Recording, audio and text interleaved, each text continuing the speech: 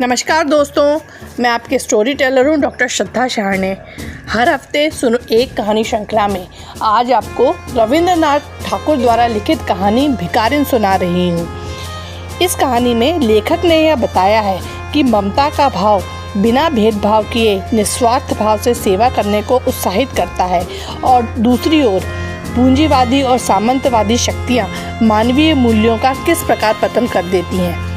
यदि आपको यह कहानी सुनने में अच्छी लगे तो ज़रूर किसी पास की लाइब्रेरी में जाकर किसी किताब में पढ़ने का प्रयास कीजिएगा।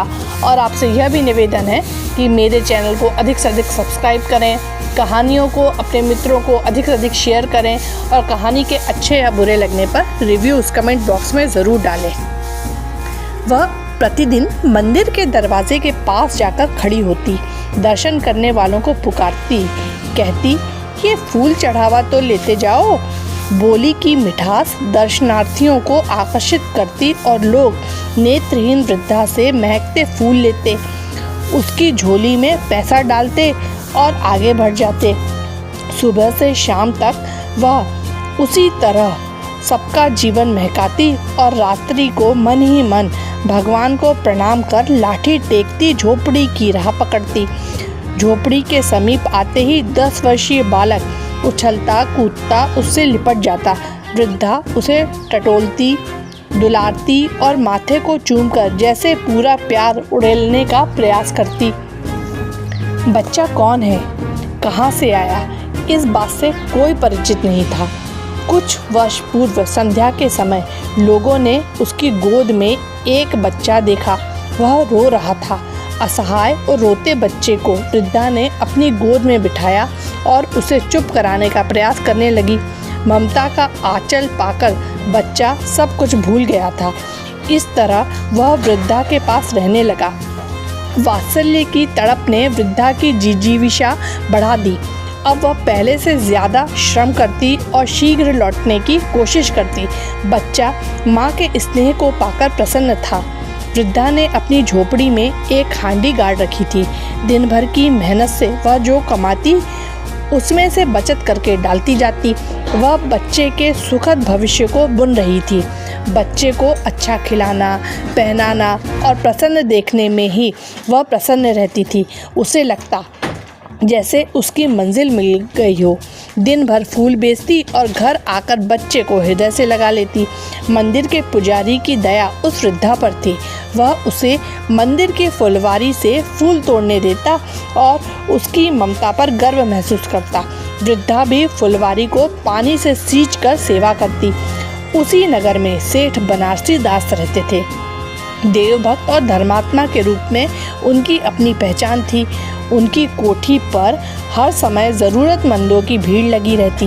कुछ कर्ज लेने आते तो कुछ अमानत रखने। क्षेत्र के सभी मजदूर जो कुछ बचा पाते इन्हीं सेठ जी के यहाँ जमा कराते थे। पर वृद्धा न जाने क्यों सेठ जी के यहाँ धन जमा कराने में हिचकिचाती थी। हांडी में अधिक धन हो जाने के कारण तथा चोरी हो जाने की आशंका से एक दिन संध्या को वृद्धा ने हांडी उखाड़ी और छिपाकर सेठ जी की कोठी पर जा पहुंची। सेठ जी ने बही खाते के पृष्ठ उलटते हुए पूछा, क्या है बुढ़िया? वृद्धा ने हांडी सेठ जी की ओर सरकाते हुए सहमे स्वर में कहा, सेठ जी इसे जमा कर लें, मैं इसे कहाँ रखती फिरूंगी, इसमें क्या है? सेठ जी ने हांडी की ओर देखते हुए कहा। वृद्धा ने उत्तर दिया, मेहनत मजदूरी करके कुछ पैसे जमा किए हैं, चोरी न हो जाए इस डर से इन्हें आपके पास रखने आई। जब ज़रूरत होगी तब ले जाऊंगी। सेठ जी ने मुनीम की ओर ऐनक में से देखते हुए कहा, इसे बही खाते में इसके नाम से जमा कर लो। वृद्धा चैन की सांस लेती हुई अपनी झोपड़ी में लौट आई। 2 वर्ष सुख से बीते। एक दिन ज्वर ने लड़के को आ दबाया। वृद्धा माँ ने दवा दारू की, वैद्य को दिखाया, पर सारे प्रयत्न जैसे व्यर्थ हो गए थे। उसका साहस टूटने लगा। वह उसे ठीक करने के उपायों पर विचार करने लगी। तभी अचानक शहर के बड़े डॉक्टर का उसे ध्यान आया। इलाज के लिए पैसे का ध्यान आते ही वह सेठ बनारसी दास के यहाँ जा पहुँची। सेठ जी आसन पर टिके बैठे थे। वृद्धा ने आदर प्रकट करते हुए विनम्र भाव से कहा, मेरा बच्चा बहुत बीमार है। मेरी जमा हांडी से मुझे कुछ रुपए मिल जाएं तो मैं डॉक्टर को दिखाकर उसका इलाज करा लूं। कैसी हांडी, कैसे रुपए? मेरे पास तो तुम्हारा कुछ भी जमा नहीं है, सेठ जी ने कठोर स्वर में झल्लाते हुए कहा। वृद्धा ने कहा, सेठ जी, अभी 2 वर्ष पहले ही तो मैंने हांडी में जमा पूंजी आपके यहाँ जमा की थी। यह कहकर मुनीम जी की ओर सहानुभूति की अपेक्षा की दृष्टि से देखने लगी। मुनीम जी ने सेठ जी की ओर रहस्यमयी दृष्टि से देखने के बाद वृद्धा से कहा, नहीं, तेरे नाम तो कुछ भी जमा नहीं है। वृद्धा वही ज़मीन पर बैठ गई और फूट फूट कर रोने लगी। रो रो कर वह सेठ जी से दया करने की गुहार लगाती रही। सेठ जी, मेरा बच्चा ठीक हो जाएगा, मैं आपके जीवन भर गुण गाऊंगी। परंतु पत्थर में जोक न लगी। सेठ जी ने क्रुद्ध होकर उत्तर दिया, जाती है या नौकर को बुलाऊं? वृद्धा लाठी टेक कर खड़ी हो जा गई। जाते जाते सेठ जी की ओर मुंह करते हुए उसने कहा, अच्छा, भगवान तुम्हें बहुत दे। बच्चे की हालत दिनों दिन बिगड़ती गई। प्राणों के लाले पड़ते देख वृद्धा माँ हताश हो उठी। रह रहकर उसे सेठ पर क्रोध आ रहा था। वह करे तो क्या करे।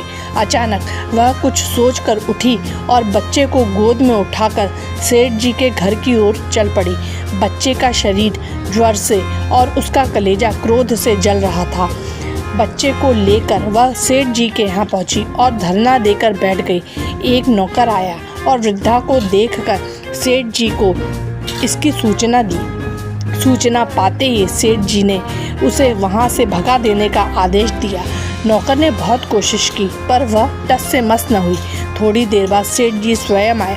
उसे देखकर उन्हें बहुत गुस्सा आया, पर बच्चे को देखकर वे हतप्रभ रह गए। बच्चे की सूरत उनके खोए बालक मोहन से मिल रही थी।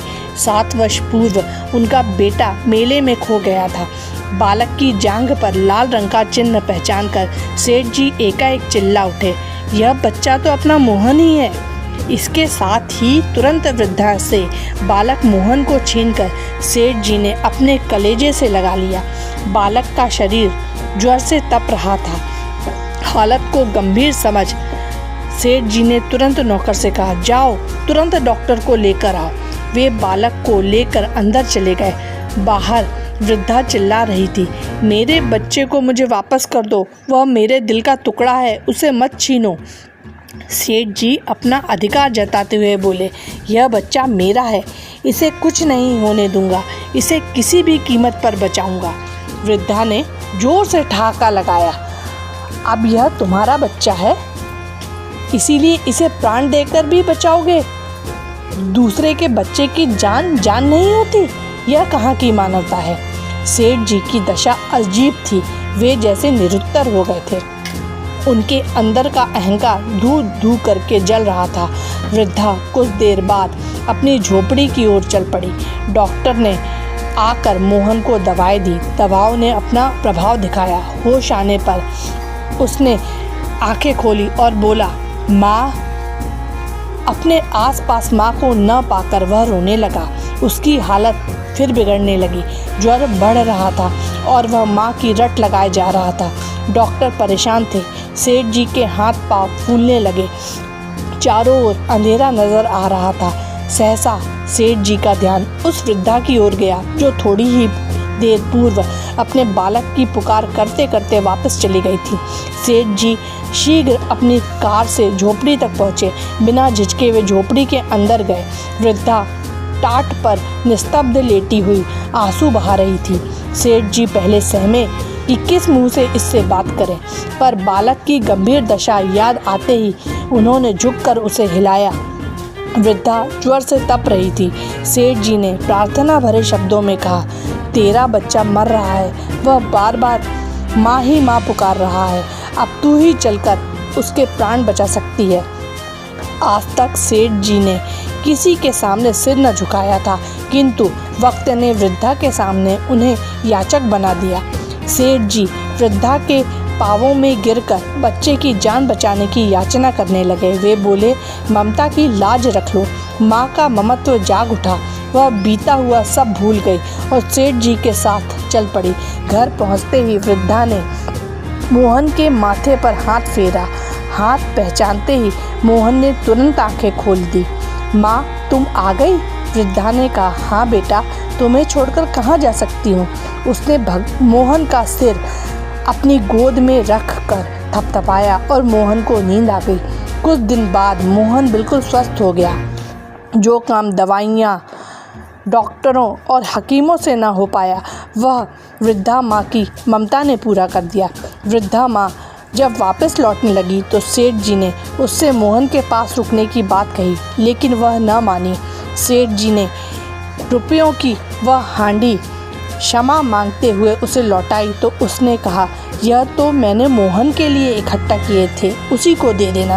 वृद्धा सेठ जी की धरोहर मोहन को सेठ जी के यहाँ छोड़कर लाठी टेकती हुई झोपड़ी में लौट आई।